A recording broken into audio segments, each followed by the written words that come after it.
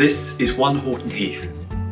To the east of the site, the existing village of Horton Heath is visible, with Allington Lane to the north and Bub Lane to the south. Today we're looking at Fir Tree Farm, one of the 3 farmsteads that make up the site, shown here on the map.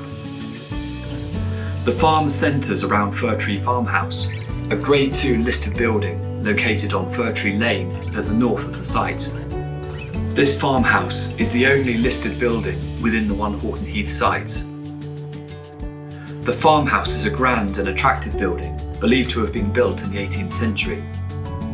Adjacent to Fir Tree Farmhouse is Victoria House, now a residential property built on the location of a formerly listed barn which would have served Fir Tree Farm.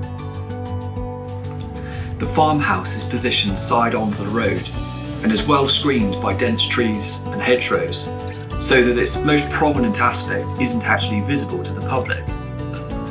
Although Victoria House has been rebuilt in the style of a barn, it could be done a lot more attractively and more in keeping with the listed farmhouse opposite.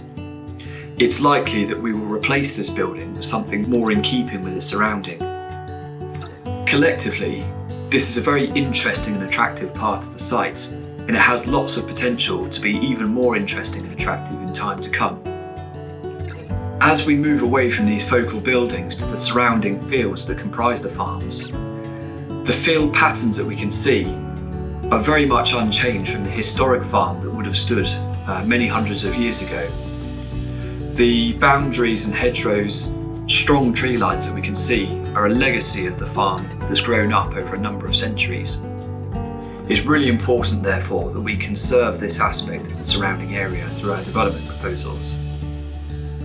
Our vision for this part of the site is to play on the heritage that already exists in this area, to remove the anachronisms seen around the Grade 2 listed buildings, such as the swimming pool, the tennis courts and the riding green, to improve on the existing buildings at Victoria House to provide something that's architecturally more in keeping with the main listed building, and to sensitively work around it with the development to make this a really prominent and interesting part of the site that people will be drawn to.